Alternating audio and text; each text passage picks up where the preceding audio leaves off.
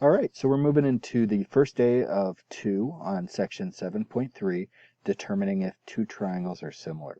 Now, very similar to how we approached it when we were looking at showing two triangles or congruence, we're going to have a series of rules that allow us to say that two triangles are definitely similar.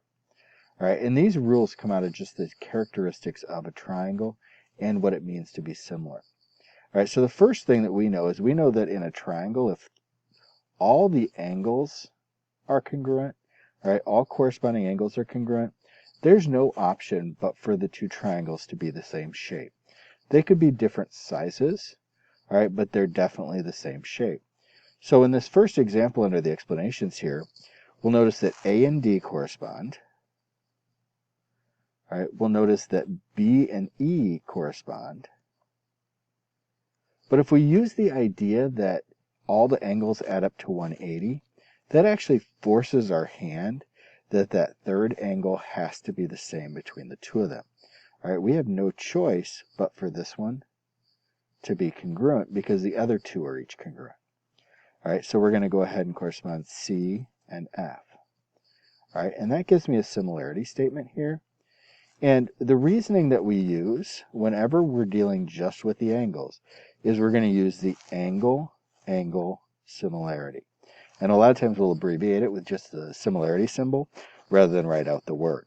All right, so our reason that we can say that similarity statement is that it had two angles, two pair of corresponding angles that were congruent. Angle similarity. All right, and again, it forced the third angle to be congruent because in a triangle, we only have three angles, and we know the sum is 180. Now, another option for showing two are similar, all right, is to show the proportionality. So we can show the congruence on the angles, or we can show the proportionality on the sides. Now, for the sides, we actually need all three sides to do that. So when I see a problem like this next one, what I'm always going to do is I'm just going to take the sides from smallest to largest. So in this top one, that's the 24, 32, and 40. All right, and I'm going to place those over the side smallest to largest on the other one, 15 to 20 to 25. All right, if these are similar, those ratios will all reduce to the same thing. All right, and if I look at this, 24 and 15 both divisible by 3, so you have 8/5. Both divisible by 4 in the next one, 8/5 again. Both divisible by 5, so we've got 8/5 again. All right, so all of those were equal, so we can say triangle, and we have to go in the same order, so we're going to go smallest to largest again, so I'm going to say IGH is similar to triangle SQR. And again, my reason is because I have that proportionality of the sides. And the rule that we use is that second one, which is side, side, side, similarity. All right, and we want to be comfortable with both showing that these are similar, but also giving the argument as to why. Now, the nice thing is there's really only three arguments. There's angle similarity, there's side, side, side similarity, and then this last one, which is side, angle, side similarity. Now, side, angle, side says that you have two pair of corresponding sides that are proportional, and the interior, the included angle, is congruent. All right, so when I look at this one, all right, first thing I'm going to do is I'm going to check the sides. So I'm going to look at KD to PR,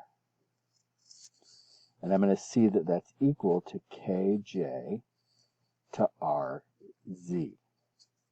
All right, when I plug those in, I've got 8/4 equals 18/9, which both of those do reduce to a 2. All right, so they are proportional. Now I'm going to come in and check the angle. Angle K is included, and sure enough, it is congruent to angle R. They're both 65. So I can say triangle, and what I'm going to do is I'm going to work down this side around the included angle. So DKJ is similar, and then I'll do the same thing on this one. Triangle PRZ. And my reason is going to be side, angle, side, similarity. Right? And again, that's because I had two pair of corresponding sides proportional, and an included angle that's congruent. Right? Those are really our three rules, and that's what we're going to be using on most of the remaining problems. So take a few seconds, try the ones here in example 1, put me on pause, try example 1, and then restart the video, and we'll walk through them. All right, so hopefully that went well. So we're going to take a look at this first one.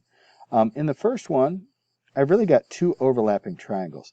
So what I tend to find for most people, if we can separate those out, it'll be a little bit easier for us.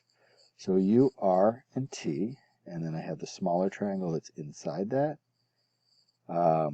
which we have a T out here, we have S, and we have L. All right, so first thing I notice is T is congruent to itself. There's no question about that. All right, I have parallel lines marked, so I'm going to lean on that to get corresponding angles congruent. All right, so that means R and S are both congruent. And right there, I technically have enough. All right, I know the third side's going to be congruent.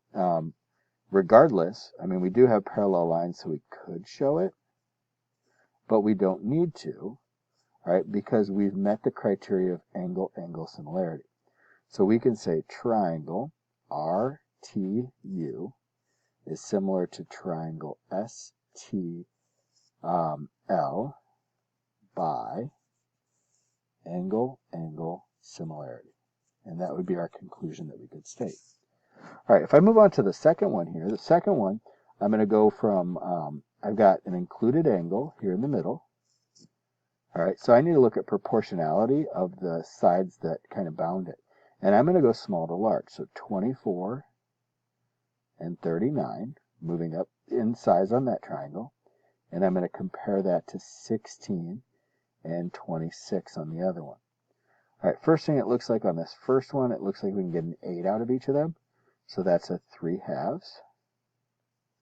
All right, and on the second one, it looks like we can get a 13 out of each of them. So that's 3/2 as well. All right, so we have proportionality.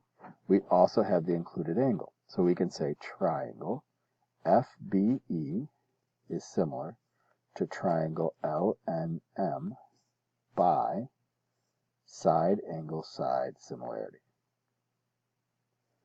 All right, and then moving on to the last one. It looks like we have another side angle side, but the two triangles aren't lined up the same way. So what some people find helpful is actually taking this top triangle and doing a rotation to it and redrawing it so that it's lined up in a very visually similar way. So the 18 and the 20 would match up, so the 18 there. The 24 and the 36 would match up. Right angle down there. All right, and then I put my labels back on afterwards. The right angle was the W. At the end of the 24 was the X, and at the end of the 18 was the Y. Now, if I see this, I clearly have an included angle, so I'm going to check the corresponding sides. So 18 to 20 equals 24 to 36. 18 and 20, I can get 2 out of each of them, so that's 9/10.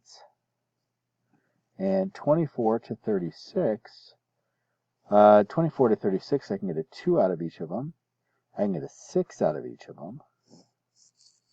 So if I do a 6, I can also get a, well, let's start with the 6 and see where it goes. So 6, we've got 4 and 6, which is 2/3. Now, 9/10 and 2/3 definitely are not equivalent, so we'll go ahead and say those are not. So these are not similar triangles. So we're just going to say not similar. And if we need an explanation there, we can say that corresponding sides